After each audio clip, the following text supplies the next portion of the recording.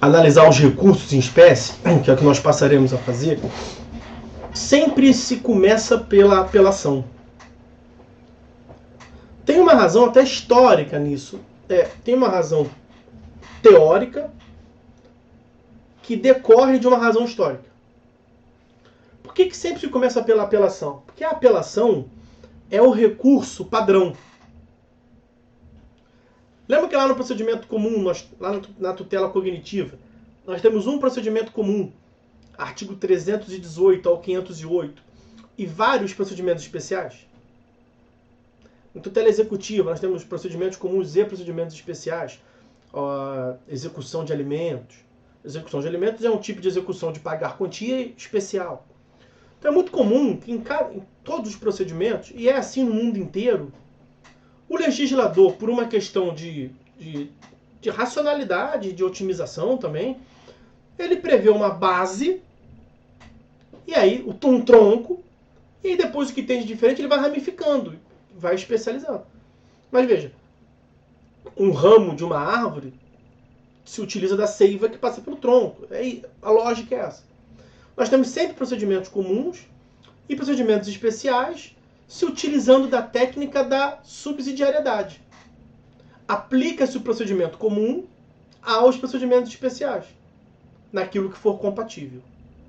Do ponto de vista recursal, o procedimento comum, procedimento padrão, aí varia, né, de localidade. Procedimento comum, procedimento padrão, procedimento modelo, procedimento tipo, procedimento standard. O nosso sistema chama de procedimento comum. O nosso procedimento comum recursal é a apelação. Também é assim em tudo quanto é lugar do mundo. E por que é assim?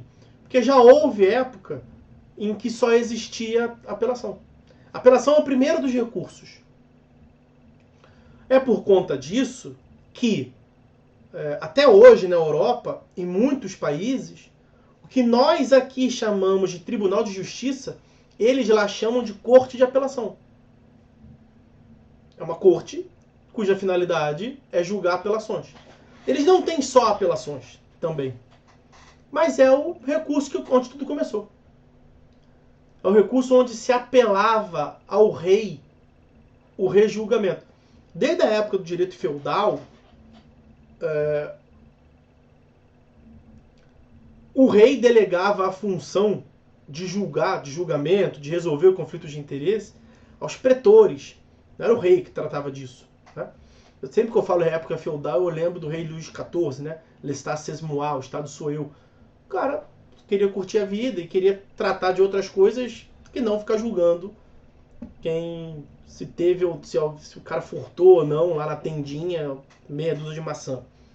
Então ele delegava a função aos pretores. Mas em alguns casos, se apelava ao juízo divino do rei a reanálise. E aí quando o rei admitia o julgamento, ele estava julgando uma apelação. E aí pegou o nome e desde sempre o julgamento, a reanálise do julgamento final de mérito chama-se apelação. Nós temos a apelação. E é a apelação ao procedimento comum. Vamos começar por ela. Mas nós tivemos, né, se costuma dizer que a apelação é o recurso por excelência, né, por conta disso. Nós tivemos, no nosso sistema atual, uma mudança muito importante na apelação, mas que não decorre de uma alteração da apelação. Nós temos que entender isso aqui. Como o sistema recursal é um só. Quando a gente diz lá que nós temos o princípio da unicidade, o princípio da singularidade, de modo que para cada decisão cabe apenas um recurso, asterisco, exceção feita aos embargos de declaração, né? Que sempre vai caber embargos e mais um recurso específico. Na finalidade de reformar ou de anular a decisão, só cabe um recurso. Mas se só cabe um recurso, se há uma alteração no outro recurso, pode respingar. Porque se é um só, e o sistema é fechado, quando você alterou lá, pode ser que aquela via de impugnabilidade tenha vindo para você. Se você alterou o agravo de instrumento, como é o caso, respingou na apelação. É isso que eu estou dizendo. o cabimento da apelação, lembra que um dos pressupostos intrínsecos de admissibilidade é o cabimento? Quando eu digo que para cada decisão cabe um recurso, aí, cabimento.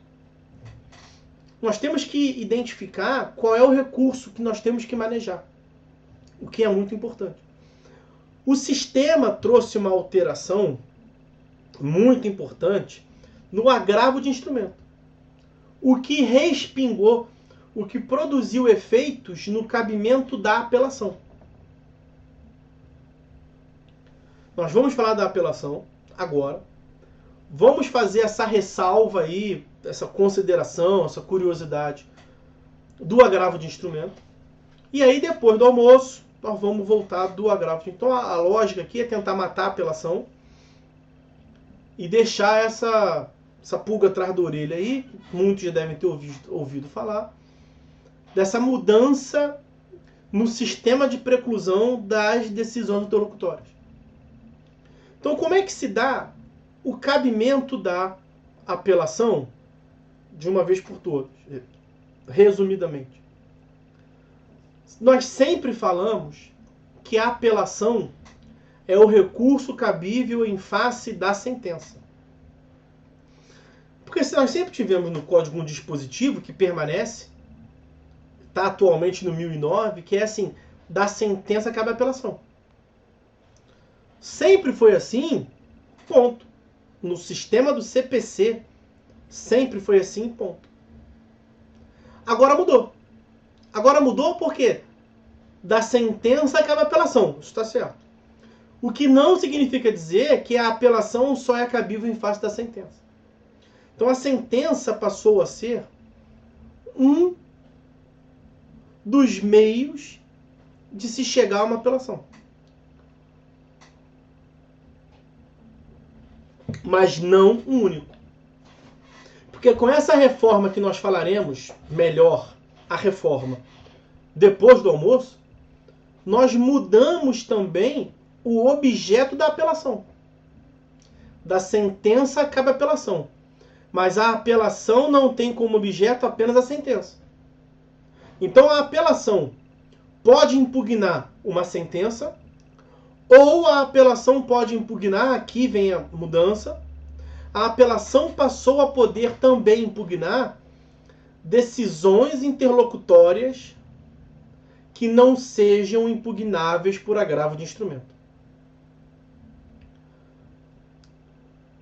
Bom, o que é decisão interlocutória? Isso é importante estabelecer aqui. O artigo 203 do CPC, 203, trata dos pronunciamentos judiciais. Temos atos ordinatórios, como os despachos que são irrecorríveis, né? Artigo 1001, falamos disso no encontro passado. Os despachos são irrecorríveis, porque não tem conteúdo decisório. Eu até comentei com os senhores, tá aí os embargos de declaração. Eu acho que cabe embargos de declaração dos despachos. Mas é porque é essa singularidade, essa sutileza dos embargos. Esquece os despachos. Já falamos da impugnabilidade por embargos de declaração dos despachos no último encontro. Esquece os despachos. Sobra o quê? Decisão interlocutória e sentença. 203, parágrafo 2º. 203, parágrafo 1º. Parágrafo 1º, sentença. Parágrafo 2º, decisão interlocutória. Muito resumidamente, objetivamente, nós não temos muito tempo. O que é a decisão interlocutória? É toda decisão que não é sentença. E o parágrafo 2º diz isso. Considera-se decisão interlocutória toda aquela que não se encontra no parágrafo 1º. Algo mais ou menos nesse sentido, sim. E o parágrafo 1º, como eu lhes disse, define sentença. Então, decisão interlocutória é toda decisão que não é sentença. Logo, é um conceito que se chega por exclusão. Para que nós possamos definir o que é decisão interlocutória, nós devemos definir o que é sentença. É sentença? É sentença. Não é sentença, é o quê? Ou vai ser despacho, se não for, mas você não vai ter dúvida se é uma sentença ou se é um despacho, né? Se não é sentença, ou vai ser despacho, se não for decisão. Mas e se for decisão e não for sentença? É decisão interlocutória. Simples assim. E o que é sentença, portanto? E está no objeto da apelação, porque um dos objetos da apelação é a sentença. E o outro objeto da apelação é decisão interlocutória. Veja como é que é importante entender isso aqui. Mas não é toda decisão interlocutória. É decisão interlocutória que não é impugnável por agravo de instrumento. O que é decisão interlocutória? O que não é sentença? Decisão interlocutória é a decisão que não é sentença. E o que é sentença? Sentença, meus amigos, é a decisão. É o artigo 203, Vanessa. A Vanessa perguntou no chat ali qual o artigo. A definição desses atos decisórios, 203. 203, parágrafo 1º, sentença. Parágrafo 2º, decisão interlocutória. Isso, a Rita facilitou ali. O que eu estava até fazendo, mas para poupar tempo, eu estou tentando ir mais oral aqui hoje. O parágrafo 1º prevê lá, ó, agradeço a Rita, ressalvadas as disposições expressas dos procedimentos especiais para... Procedimento especial é que é diferente do comum, falamos sobre isso aqui. A Vanessa falou, no caso da apelação para... Ah, tá, Vanessa. 1009, parágrafo 1º. O que você indaga aí, 1009, parágrafo 1º, eu já vou chegar lá. De nada. O parágrafo 1º do 203, que prevê sentença, está lá dizendo, tirando o procedimento especial, o que ele está falando isso? Porque o procedimento especial é diferente do comum mesmo. Então, no procedimento especial, nós podemos ter algo diferente, como eu vou trazer aqui para vocês já já. Então, tirando o procedimento especial, sentença é um pronunciamento decisório, é uma decisão, que está no 485 ou no 487, e que tem a aptidão lá, que põe fim à fase cognitiva do procedimento comum, bem como extingue a execução. Então, sentença, tradicionalmente, a sentença era o que colocava fim ao processo. Mas pela evolução do processo, que eu já falei com vocês, houve uma evolução paulatina do processo, até que nós chegamos à teoria agora, a teoria do processo único. Um processo em que se presta tutela cognitiva, a executiva e até a cautelar, a sentença não coloca mais fim ao processo. Porque a sentença não necessariamente coloca fim ao processo. Aí vai depender do caso concreto. Uma sentença que condena o réu a pagar ao autor 10 mil reais, cumprir uma obrigação qualquer, ela não necessariamente vai colocar fim ao processo. Você imagina que no prazo intimado para cumprir o cara não cumpra. Pois o Estado vai ter que desenvolver a atividade executiva de agredir o patrimônio dele e satisfazer a obrigação. E é no mesmo processo. Se é no mesmo processo e depois a sentença vai ter atos processuais, ela não colocou fim ao processo. Mas veja que a definição não é colocar fim ao processo. É colocar fim à fase cognitiva do processo sincrético, do procedimento comum. Então, sentença, meus amigos, sentença é o ato que tem decisão e que coloca fim. Não é colocar fim ao processo mais. Colocar fim à fase cognitiva ou ao processo de execução, porque a fase executiva também chega ao final, 925, por uma sentença. Então, o que é a decisão interlocutória? É aquela que não é sentença. Mas na sentença não tem decisão e colocar fim? Decisão interlocutória não tem decisão? Então, fácil. Decisão interlocutória é a decisão que não coloca fim. Daí, veja, ela é decisão interlocutória. Divide a palavra no meio. Inter, de um lado, locutória do outro. Interlocutória é a que é inter, meio, locutória. Locutória vem de locus. E locus é procedimento. Decisão interlocutória é a decisão proferida no meio do procedimento. Então, sentença é a decisão final. Decisão interlocutória é a decisão que não é a final. Qualquer decisão que não é sentença é decisão interlocutória. Isso é importante definir. Por quê? Porque você não pode confundir, você não pode associar decisão interlocutória, que é esse conceito que nós vimos agora, com decisão provisória, com tutela provisória. A tutela provisória, em geral, é prolatada, é proferida por uma decisão interlocutória. Isso é uma coisa. O que não gera uma confusão dos conceitos. Vocês não podem confundir. Porque tutela provisória pode ser prestada por decisão interlocutória, mas também pode ser prestada excepcionalmente na sentença. A sentença pode conceder uma tutela provisória. É excepcional, mas é possível. A decisão interlocutória, por outro lado, pode ter uma tutela definitiva. O cabimento do recurso não gira em torno da natureza provisória ou definitiva do provimento. É isso que eu quero que vocês resumidamente entendam, ou objetivamente entendam. O que vai definir é assim, se a decisão é sentença ou interlocutória, é a casca, é o invólucro, é a forma como ela se apresenta.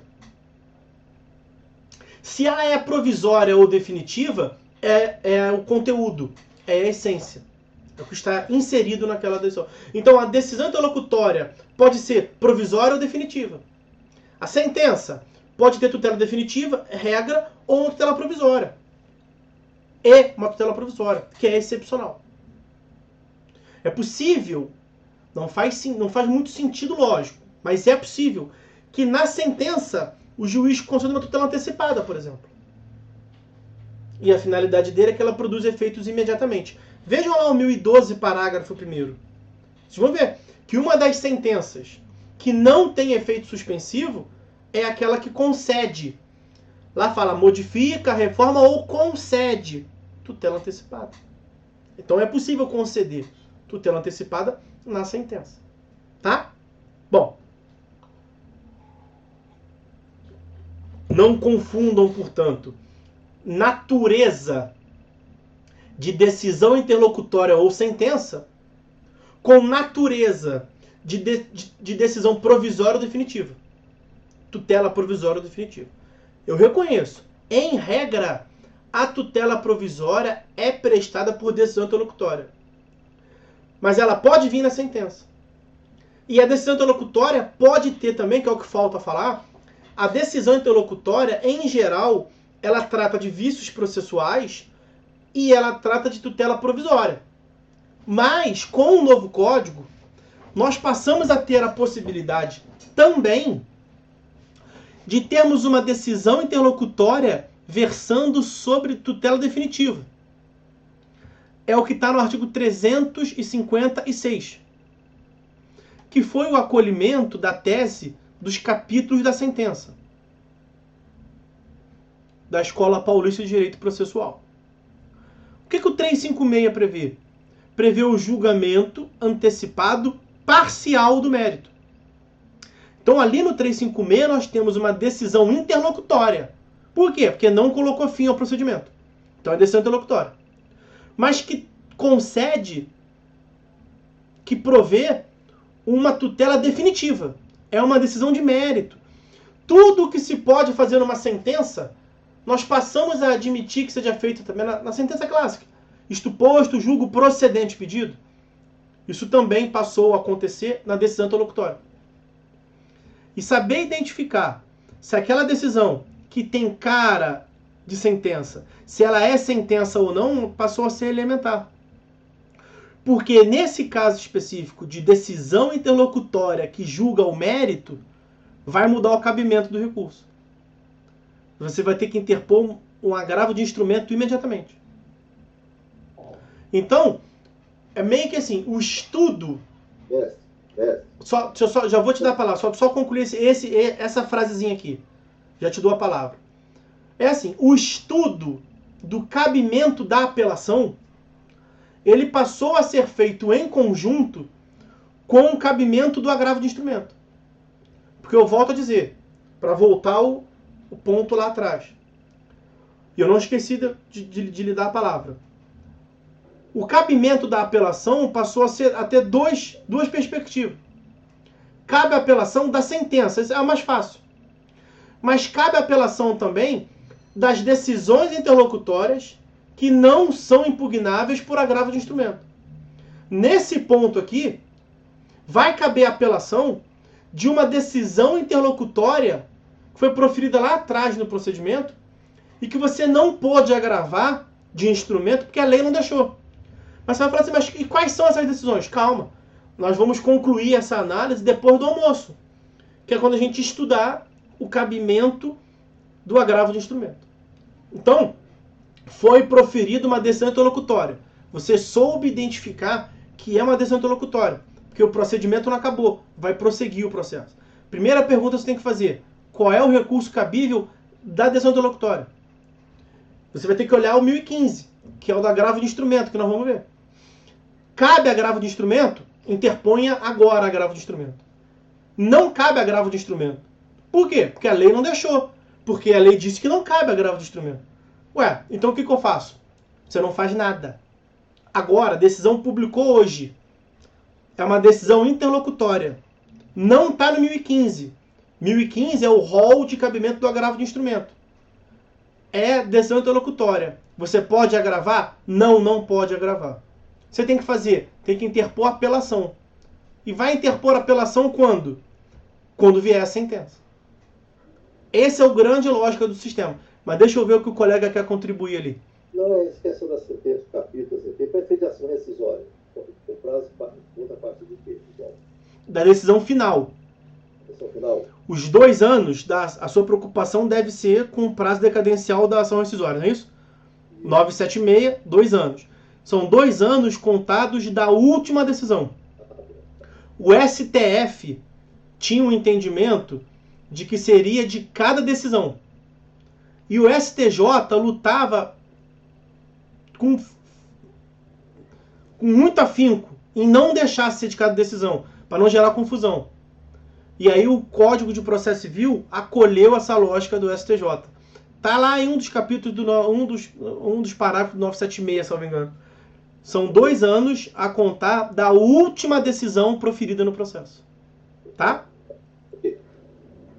A Vanessa contribui ali. Veja se entendi com a leitura do 1009, parágrafo 1º. Quando da interposição da apelação, recurso da sentença, abre-se um tópico preliminar para falar da decisão que não cabe agravo. É isso? É perfeitamente isso, Vanessa. É exatamente isso. Aqui, sendo objetivo, o código acabou adotando, talvez vai facilitar a análise. Não é exatamente isso. Mas o código trouxe a lógica dos juizados, que é a da não impugnação das interlocutórias. Por que não é exatamente isso? Porque lá no juizado tem uma certa discussão, mas foge da nossa alçada aqui. Nos juizados especiais cíveis não cabe agravo de instrumento. Tem decisão do STF nesse sentido. Nos juizados especiais da Fazenda Pública e nos juizados especiais federais, cabe agravo de instrumento das decisões de tutela provisória. E aí há uma discussão se isso se aplica também aos juizados especiais cíveis, mas foge da nossa alçada aqui. No sistema do processo trabalhista, que eu também não me atrevo muito em falar, eu não gosto nem de fazer muitas comparações, porque a minha atualização do processo trabalhista tá horrível, tem que providenciar isso. Mas a lógica do processo trabalhista, pelo menos há um tempo atrás, não sei bem se mudou, era da não impugnação das interlocutórias. Só de algumas delas. O que o CPC fez foi exatamente isso. Porque no sistema, e aí eu vou acabar falando mais agora do agravo de instrumento, mas eu comecei dizendo, fazendo essa ressalva, que antes você conseguia separar bem, agora está meio que misturado as ideias. Porque um dos cabimentos da apelação é da decisão interlocutória que não é impugnável para o agravo de instrumento. Então a gente acaba tendo que entender o agravo de instrumento um pouco. A lógica do código quanto ao agravo foi impedir que toda decisão interlocutória pudesse ensejar um procedimento no tribunal para paralisar o processo. A gente sabe que o agravo de instrumento não tem efeito suspensivo. Então foi proferida, nós estamos aqui embaixo. Nós estamos no procedimento aqui embaixo. Uma vara civil qualquer. Foi proferida aqui no começo uma decisão interlocutória. Código anterior. Você podia subir para o tribunal. Foi proferida no meio. Um pouco depois, você vai para o tribunal. Mas depois. Então, um procedimento na primeira instância pode ter ali 10 decisões interlocutórias e uma sentença. No código anterior, de cada uma dessas 10 decisões interlocutórias, você podia gravar de todas elas. Qualquer decisão era gravável. Aí mudava lá no código anterior qual era o tipo do agravo. Mas você acabava conseguindo interpor agravo de instrumento. Porque a lógica era decisão que gerar um risco de inefetividade, urgência. E todo mundo diz, todo advogado tem a habilidade para dizer que aquele caso é urgente. Então, no sistema anterior, imagina, um procedimento, 10 interlocutórios e uma sentença. Quando chegava a sentença, já tinha mais de 10 agravos de instrumento interposto, porque pode ser que uma decisão não agrade nenhuma das partes, né? Então, as duas podem interpor agravo de instrumento. E no código anterior, um momentinho, só vou te dar a palavra. No código anterior, de cada uma das decisões interlocutórias, podia chover. Imagina, um processo mais complexo com, sei lá, 10 partes. Tem uma enxurrada de agravo de instrumento. E era possível, como ainda é, do relator do agravo de instrumento suspender o efeito do processo. Então, o que o legislador pensou? Vamos diminuir a impugnabilidade por agravo de instrumento dessas decisões interlocutórias. Como é que nós vamos diminuir? Nós vamos prever um rol e vamos dizer, aqui cabe agravo de instrumento. Você identificou que é interlocutória. Ok. Passa o seguinte, você identificou a forma. Passa o seguinte, veja o conteúdo. Essa decisão interlocutória versou sobre o quê? Foi sobre isso? Pode ir para o tribunal. Foi sobre isso? Pode ir para o tribunal. Foi sobre isso? Pode ir para o tribunal agora. Imediatamente. Porque, em tese, são os elementos que o legislador entendeu mais urgente. Isso aqui não pode prosseguir. Vai para o tribunal para discutir. Não é sobre nada disso? Espera um pouquinho. Não faça nada agora. Quando vier uma sentença, você veja se você está satisfeito ou não com a sentença. Não está satisfeito? Vai para o tribunal para bater na sentença. E aproveite, olhe para trás no processo e veja todas as decisões interlocutórias que você não recorreu, porque não pôde recorrer. Tem erro nenhum seu. Você não recorreu porque não podia recorrer. Aproveita e recorre de tudo isso na sentença. Na apelação, no recurso em face da sentença. Essa é a lógica. Diga aí, meu camarada, fica à vontade. Eu estou dizendo que essa decisão interlocutória não agravável, né, uma prova, competência, qualquer coisa, só pode ser deposto na ocasião da sentença, como no capítulo da sentença. Eu acho que no fundo seria um ressurgimento, uma página nova do agravo retido, né? Assim, é a sistemática. É a sistemática do agravo retido.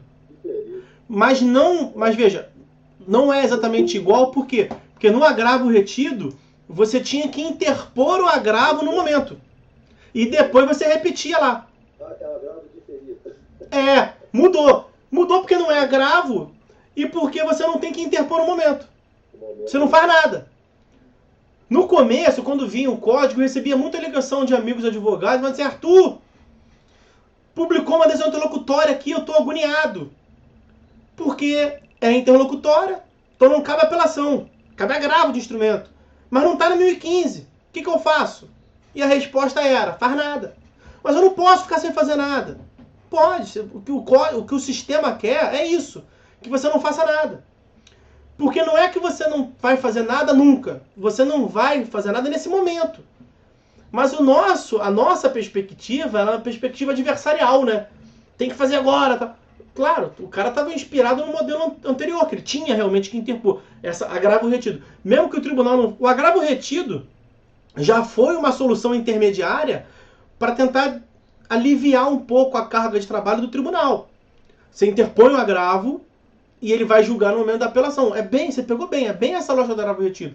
Mas muda, não é exatamente igual, porque do ponto de vista da parte, ela não tem que fazer nada. Se você não interpuser uma petição dizendo, não gostei e vou recorrer, lá na apelação, em face da sentença, você vai poder remexer os mortos, vamos assim dizer.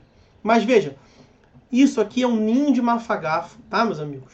Depois do almoço nós vamos ver que essa é a ideia do código, mas acabou que o STJ deu uma zoneada nisso aí, eu vou falar isso com os senhores adiante. A Vanessa tem contribuição lá no chat, eu vou ler. Prof, e quando do pedido da apelação, Coloca-se que seja apreciada preliminar, arguida para que modifique isso. Aqui é só uma questão formal, porque na apelação você vai impugnar a sentença. E as decisões interlocutórias você cria uma preliminar para cada uma delas. Decisão interlocutória publicada no dia tal. Conteúdo, e você vai impugná-la. O que você faria antes, necessariamente por agravo de instrumento, agora você passou a fazer na apelação. E aí o código só pediu para você tratar em capítulos diferentes, só em páginas diferentes da sua apelação. Para deixar claro que você pode ter uma apelação com várias preliminares. Uma para cada interlocutória. Que você não gostou, mas você não pôde fazer nada lá atrás. E aí agora o tribunal vai analisar tudo de uma vez. A preliminar, as interlocutórias, e se nenhuma delas for acolhida a ponto de invalidar o processo, ele vai analisar a sua apelação em face da sentença. Tá? Essa é a mudança que teve. A Rita trouxe... Só um momentinho que eu só vou ler o que a Rita colocou ali e lhe dou a palavra, tá? Complementando o que a Vanessa falou. Eu guardo na caixinha essa interlocutória que não coube aí, agravo de instrumento.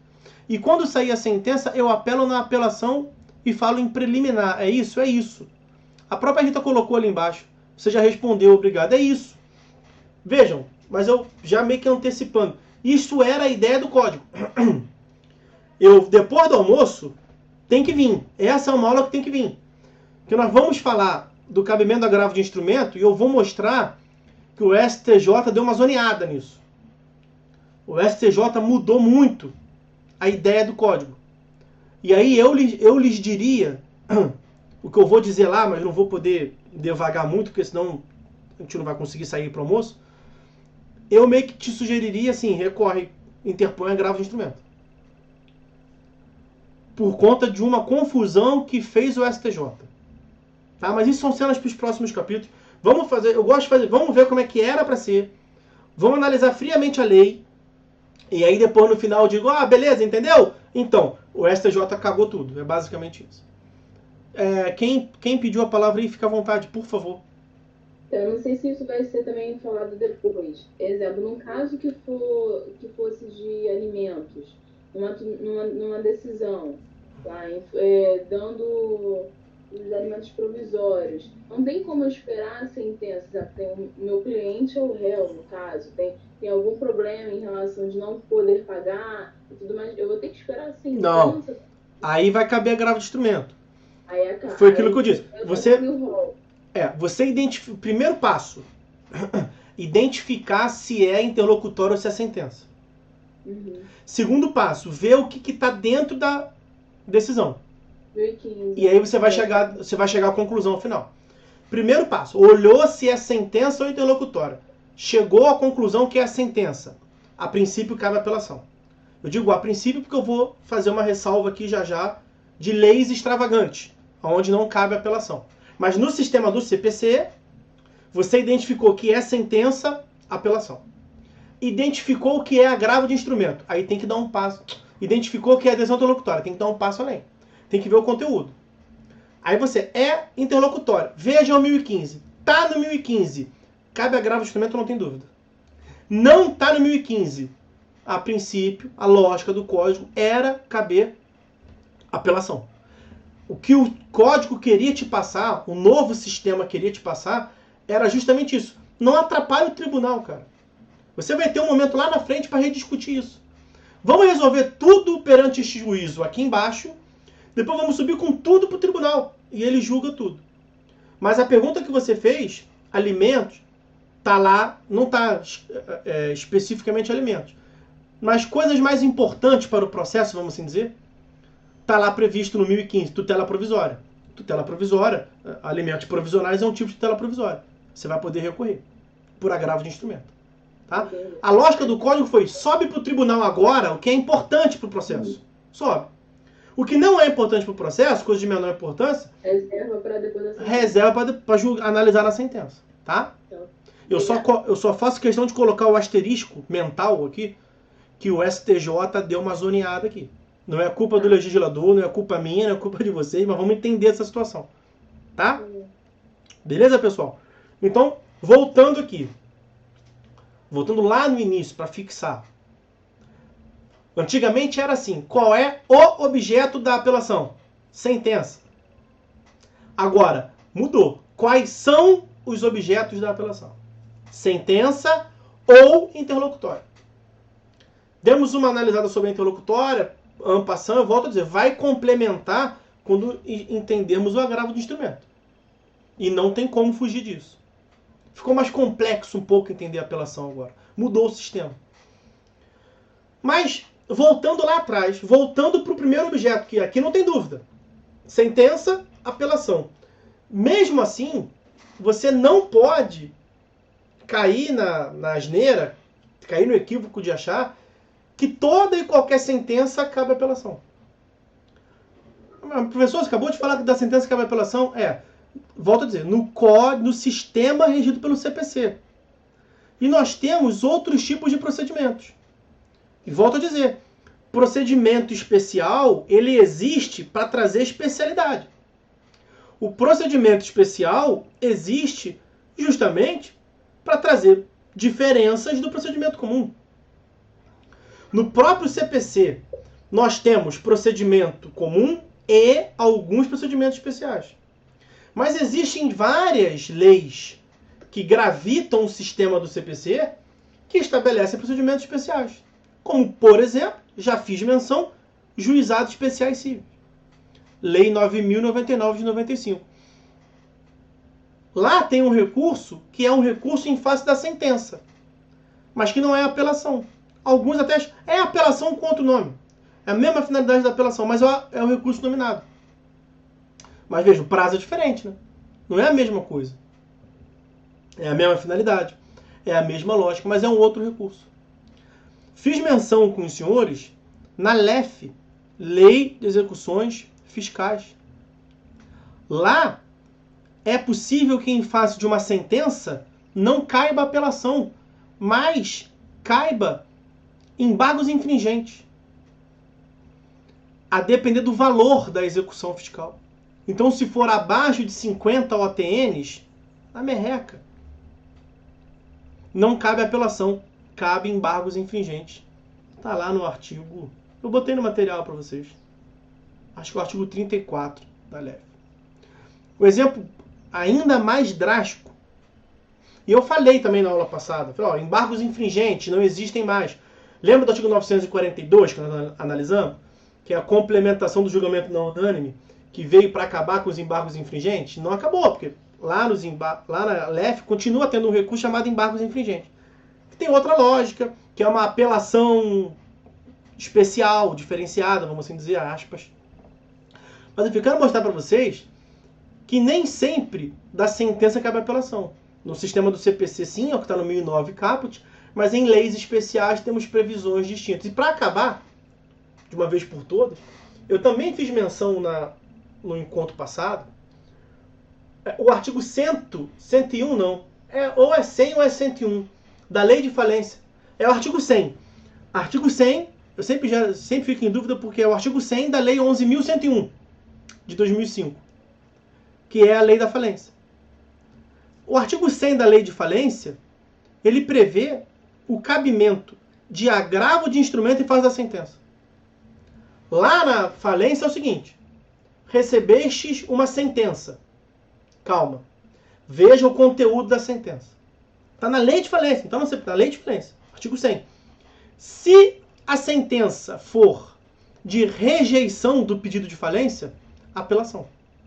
Se a sentença for no sentido de procedência, de receber a falência, de declarar a falência, agravo de instrumento. Então, perceba, é um sistema próprio. Que aí, na sistemática deles, então, pode ser, ou seja, pode ser que a legislação especial preveja o cabimento de outro recurso que não a apelação em face da sentença.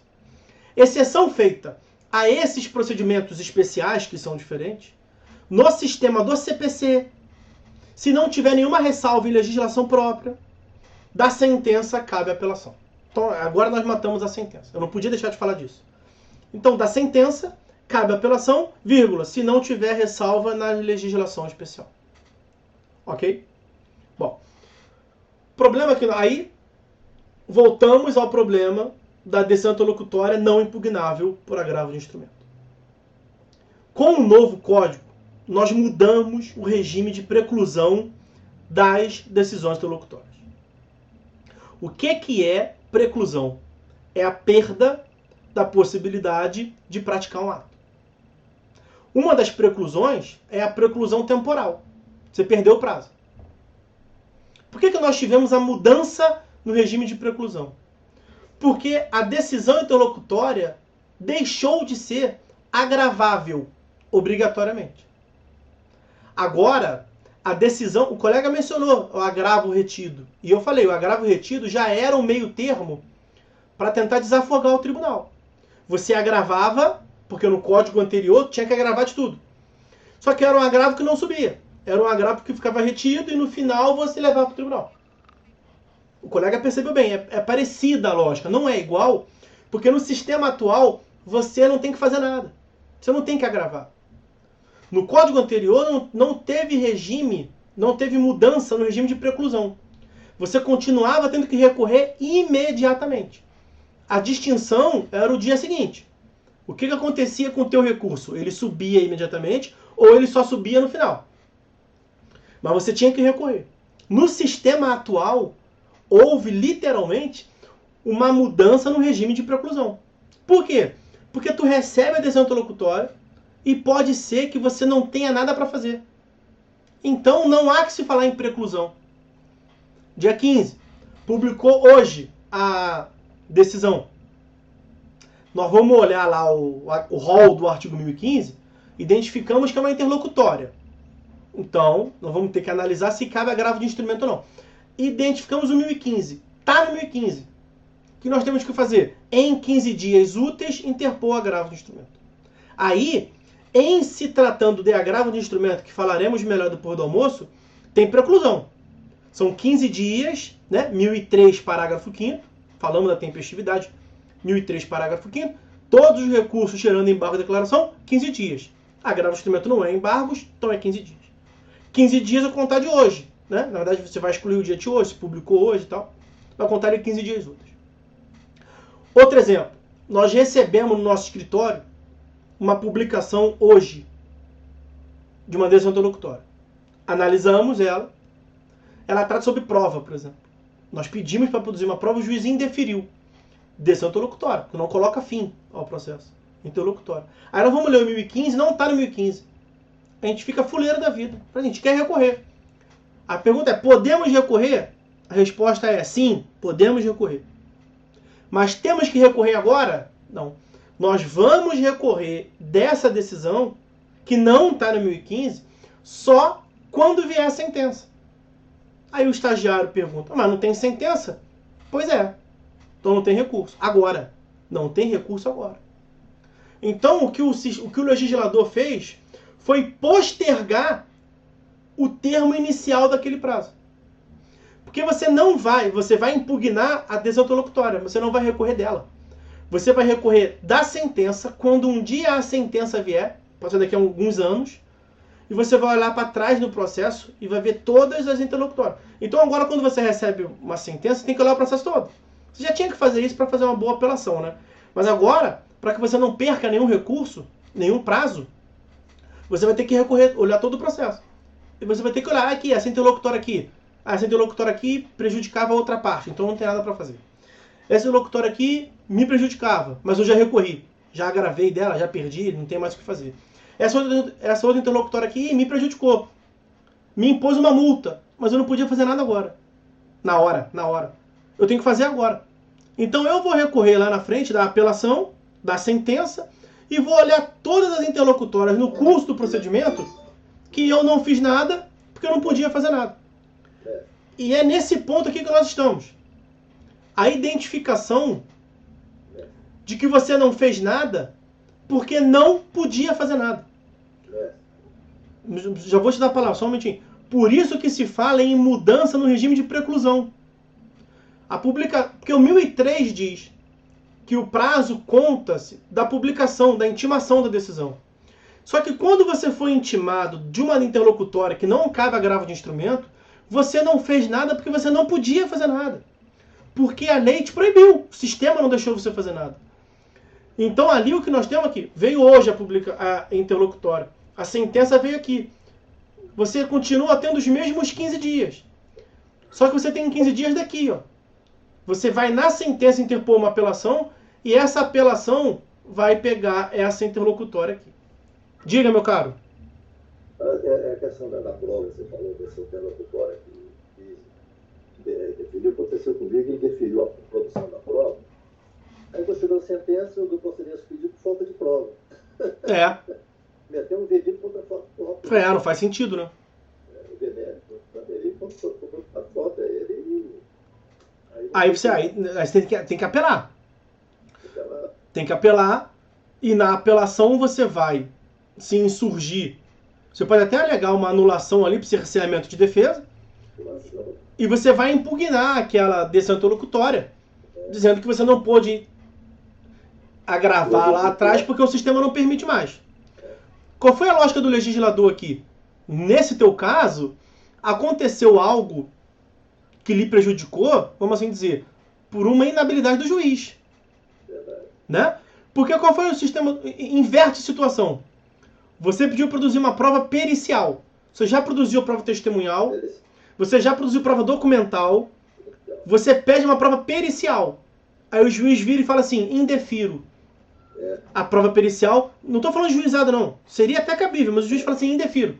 Passa um tempinho e ele profere sentença de procedência. É como se ele estivesse te dizendo assim, eu não deixei produzir a perícia porque não tinha necessidade, já estava convencido. É para essa hipótese que o legislador prevê. Não vamos deixar subir agravo de instrumento nessa situação, porque pode ser inútil. E acontecia no código anterior realmente essa situação. Ia para o tribunal mandava produzir, porque o tribunal não sabe o que o juiz tá entendendo, alegava cerceamento de defesa, o tribunal, não pode, cerceamento de defesa não pode, tem que deixar produzir prova. Aí postergava o processo. É para essa situação que o código idealizou. Porque se o juiz não está convencido, se o juiz está achando que não tem prova suficiente e a parte pede prova, é para ele deixar produzir prova. Aí, nesse caso, eu reputo assim, não é nem problema do legislador. Eu não estou falando que o legislador não trouxe problema, ele trouxe muitos problemas com isso. Mas nessa hipótese do seu caso, me parece que é uma inaptidão do juiz. Uma inabilidade do juiz. É verdade. Beleza? Então a lógica do código foi essa. Eu preciso que vocês entendam essa mudança de ares. Essa mudança de paradigma. Agora, e veja que eu estou muito aqui falando da interlocutória, né? Na sentença, na apelação, a gente só falava de sentença. Mas eu tenho que falar de interlocutória agora. Então agora, voltando, além de identificar o tipo do ato, você tem que identificar o conteúdo do ato. Pois bem, então está previsto aí que um dos objetos da apelação, portanto, são as decisões interlocutórias que não são recorríveis de imediato por agravo de instrumento. Dito de uma outra forma, recebida uma decisão interlocutória, você tem que se perguntar, você tem que inquirir qual é o cabimento. Se o cabimento é o agravo de instrumento, agora, imediatamente, em 15 dias, ou se o cabimento vai ser a apelação, que naturalmente nem chegou ainda. Se você recebeu hoje a interlocutória, ela não é sentença porque ela não colocou fim. A sentença vai vir ainda. Nem que seja amanhã, mas é pelo menos um dia depois. Um momento posterior. Então, quando você recebe a decisão interlocutória que não cabe agravo de instrumento, você nem começou a contar o seu prazo. Porque é aqui que está a diferença. Você vai impugnar a interlocutória só quando vier a sentença e aquela apelação vai bater na sentença e vai bater na interlocutória. Ok? Bom. Pau que dá em Chico, dá em Francisco. Né? É possível, vamos complementar, porque até agora tudo que eu falei é que você pode impugnar a interlocutória em preliminar de apelação. Mas é possível que você impugne, vamos dar um passo além, é possível que você impugne uma decisão interlocutória em preliminar de contrarrazões à apelação. E qual é a hipótese aqui, portanto? A hipótese é que você não apelou.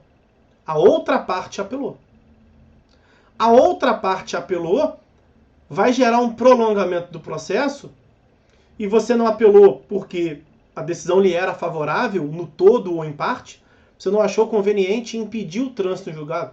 Você achou melhor apostar na coisa julgada e acabar com o processo. Mas a outra parte recorreu, aí foge a sua alçada. Se a outra parte recorreu, o que você vai fazer? Vai se insurgir contra o recurso dela. E você pode aproveitar e olhar o processo para trás e ver se teve alguma interlocutória que lhe foi desfavorável. Então, se acontecer esse fenômeno, você pode... Olha só, o que vai acontecer? Nas suas contrarrazões, você vai interpor um recurso. Na preliminar das contrarrazões, no meu exemplo, você não recorreu, você não interpôs a apelação. Você está se defendendo da apelação da outra parte. Qual é esse ato? Contrarrazões. Contrarrazões à apelação da outra parte. Você pode se insurgir contra uma decisão interlocutória. Mestre. Pois não? O recurso adesivo, hein?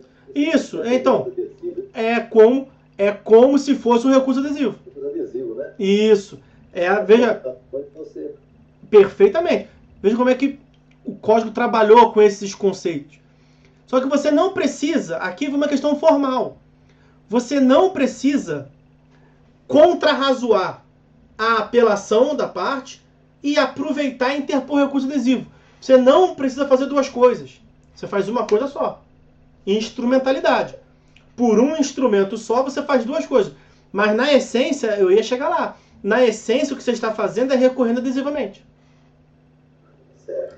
Você não precisa interpor um outro recurso. Não precisa. Perfeito. Ok? Então, vou dar um exemplo aqui. Foi designada Foi designada uma audiência de conciliação. Artigo 334. Tu não foi. Não foi porque realmente não queria ir. Ou, não foi, na verdade, você não foi, você até queria ir, mas você não foi porque, Deus me perdoe, pegou Covid, alguém não pôde ir, está com atestado. Mas a audiência ocorreu, ou indo, ontem, tem um colega meu que sofreu um acidente de carro.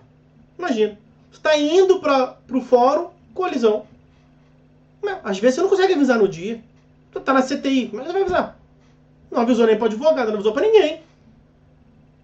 Consequência, a audiência no mundo dos fatos ocorreu, o juiz não te viu lá, te impôs multa. Aí depois você junta um comprovante, dizendo, não vim por esse motivo. Aí o juiz, indefiro, é caô, não veio porque eu não quis, mantém a multa.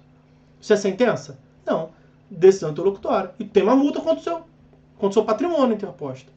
No final tu ganha. Você não compareceu à audiência, tentou justificar, não conseguiu, o juiz te impôs a multa. Não, na verdade, ele já impôs a multa na audiência, né? Não aliviou depois. Não aceitou o seu comprovante. Aí, ao final, na sentença, ele te dá a ganho de causa, porque uma coisa é uma coisa, outra coisa é outra coisa. Então, ele julga improcedente. Você está pelo réu. Você é o réu. Julga improcedente pedido do autor. Mas o réu tem uma multa. O réu não faz nada. O autor que perdeu recorre. Nas contrarrazões, o que o réu vai fazer? O réu que ganhou. O réu vai impugnar o recurso do autor, vai falar para o tribunal, o juiz é maravilhoso. Na sentença ele arrebentou. Eu ganhei, ele está certo. Mantenha a sentença do juiz. Mas, tribunal, eu quero aproveitar e lembrar aqui uma coisa. Aquela interlocutória lá atrás eu não gostei, não. E eu não agravei. Eu não agravei porque eu não podia agravar. Então eu estou agora nas minhas contrarrazões dizendo que eu não quero pagar aquela multa lá. Mestre, Oi. nesse caso, se o autor que seguiu o procedimento pedido não apelar, o réu, em função da multa, pode apelar? Era o próximo passo que eu ia chegar. Pode. Pode, né? Pode, mas aí é um fenômeno mais avançado um pouco. Então vocês entenderam essa hipótese aqui? Que nas contrarrazões, o réu pode se insurgir contra uma interlocutória? E aqui é uma razão de isonomia. Se o autor pode, na apelação, impugnar uma interlocutória, o réu tem que poder, nas contrarrazões, impugnar a interlocutória. Só que o colega pegou muito bem, todas as observações perfeitas. Aliás, todos vocês, seja pelo microfone ou pelo chat que eu estou dando uma olhada ali. Na verdade, o que nós temos aqui é 2 em 1, né? Contrarrazões, a apelação, e o código trouxe um recurso adesivo dentro das contrarrazões. Porque o que o réu está fazendo nessa hipótese é se insurgir, é impugnar uma interlocutória. Então, para ele não ter que juntar, excelência, toma aqui contrarrazões e toma aqui o recurso adesivo, duas coisas distintas, é como se o legislador tivesse permitido que ele, em um lugar só, fizesse as duas coisas.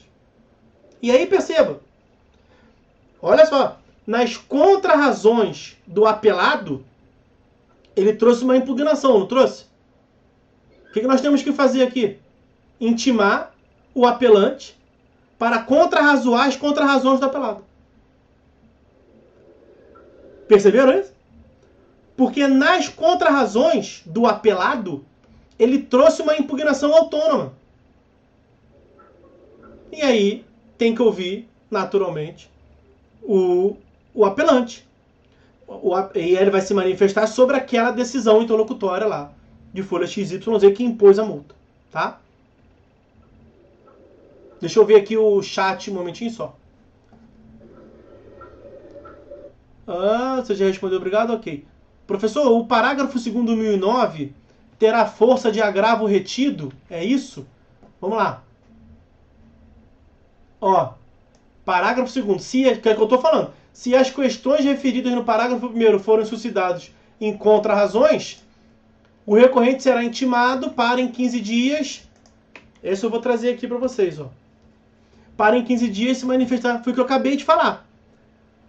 Olha, não é tratado como recurso adesivo. É como se for. Ele tem essência de recurso adesivo. Só que por que não é um recurso adesivo? Porque ele não é um recurso autônomo. O recurso adesivo também não é. Ele é um recurso que é dentro de um outro recurso, das contrarrazões. Ele tem. O código não trata como sendo recurso adesivo, mas tem a mesma lógica de acessoriedade, de adesividade. Tá? É por a mesma lógica. Rita, cabe alegar as decisões interlocutórias como preliminar no recurso nominado? Pois é. Lá na Lei dos Juizados Especiais, recurso nominado, artigo 41 da Lei 9.099, lá nos Juizados Especiais, essa sempre foi a lógica. No Juizado Especial, você não pode impugnar as interlocutórias. São irrecorríveis de imediato. A lógica sempre foi você fazer isso. No juizado é um mundo à parte, né? Muitos juízes que não acolhem, mas é errado. O certo era você poder impugnar no recurso nominado as interlocutórias. Tinha uma controvérsia se elas eram irrecorríveis ou se elas são irrecorríveis imediatamente. Se for irrecorrível imediatamente, é essa lógica que nós temos aqui do Código atual. Mas prevalece o entendimento lá nos juizados que elas são irrecorríveis, que não pode recorrer. Então você não poderia fazer isso. Eu te aconselho a fazer. Eu te aconselho a, no recurso nominado, você impugnar a eventual interlocutória que você não gostou. Até por conta desse novo código. Tá? Fernanda. Então, também só pode colocar nas contrarrazões as decisões interlocutórias que não... Isso, Fernanda. Perfeitamente. Você só vai nas contrarrazões, como apelado, aproveitar para bater as interlocutórias que você não pôde impugnar antes. Porque se você pôde impugnar antes e nada fez, preclusão. Você perdeu o prazo. Ok? Beleza. Então vimos aqui, é um sistema novo um pouco mais confuso mesmo de passar. É isso. Agora o colega já adiantou. Nós temos olha só. Que doideira. E aqui a lei não dá solução. Doutrina que vai dizer. Olha só. No exemplo que eu dei, o cara tem uma multa contra ele. E ele ganhou. Ele não quer pagar a multa. Ele acha absurdo. Eu, como advogado, acharia também absurdo. Está comprovado. O cara não foi, não foi. Porque, veja, o que o parágrafo 8º do 334 prevê é a imposição de multa ao não comparecimento injustificado. Nesse caso está mais que justificado. cara junta um BO, o cara junta um laudo médico falando que ele ficou 15 dias internado. Como é que ele ia comparecer? Sofreu um acidente, foi sério, fazer o quê? Não pôde. Está justificado. É para levantar a multa. O juiz não. Então a decisão interlocutória do juiz que mantém a multa ela é impugnável por preliminar de apelação ou de contra-razões. A dúvida que surge aqui é o seguinte. Será que você que tem aquela multa em seu desfavor não pode fazer nada a não ser contra-razoar o recurso da outra parte? Porque veja bem, você ganhou. O que nós falamos aqui sobre interesse? Aí, mais uma modificação. O que nós falamos aqui sobre interesse? Que você só tem interesse se tiver sucumbência. Na visão clássica. Só que você perdeu na interlocutória, mas ganhou na sentença. E a apelação é o recurso em face da sentença que, em suas preliminares, admite a impugnação também das interlocutórias. A dúvida que surge é o seguinte. Você ganhou na sentença. Então, pelo interesse recursal, você não poderia interpor apelação em face da sentença. Se você não pode interpor apelação em face da sentença, você, em tese, não poderia interpor. Você não pode trazer em preliminar de uma apelação que não existe a impugnação da interlocutória. Aí você pode pensar assim, mas professor, calma. A outra parte vai apelar. E aí, nas contra-razões da apelação dela, você bate na decisão. Tá aí se a outra parte não apelar. Porque se a outra parte apelou, está resolvido aqui. Onde nós vimos. Aí não tem dúvida. Parágrafo 2º. Parágrafo 1º e parágrafo 2º. Nas contra-razões, você traz um recurso adesivo dentro ali. E nas contra-razões de uma apelação, você vai impugnar as interlocutórias que lhe são desfavoráveis. Como a decisão interlocutória que te impõe multa. Tá resolvido. Mas a pergunta é, e se a outra parte não apelar? Por que não apelaria? Porque perdeu o prazo, comeu mosca, porque aceitou a decisão. Você vai ganhar no mérito e vai perder na interlocutória de multa que você acha que não tem nada a ver? Leva um extremo aqui. O juiz julgou, o mérito é irrelevante. Pensa no mérito aí de R$100, mérito de R$1.000. Acabou que não compensou o processo. O juiz vai te impor uma multa. Veja, até para mudar, porque quando você tem o valor da causa definida, vai ser uma proporção, né? Pensa num mérito que não tem valor da causa. Veja, uma ação de interdição, sei lá, qualquer. O mérito não tem conteúdo aferível. O juiz vai fixar a multa de um modo que ele lhe parecer mais equânime. Aí você ganha no mérito e tem uma multa em seu desfavor e não pode fazer nada? Isso não faria sentido. Aí o que a doutrina diz? Nesse caso, você pode interpor uma apelação. Olha como é que muda bastante. Nesse caso específico, você pode interpor uma apelação mesmo que você não bata na sentença. Que você vai impugnar sozinho, autonomamente, totalmente diferente. Vai ser um recurso chamado apelação que visa impugnar exclusivamente a interlocutória. Isso é admitido? Ao meu ver, sim. Doutrina majoritaríssima, sim. Seguramente cabe. É a interpretação que vem prevalecendo atualmente. Tá?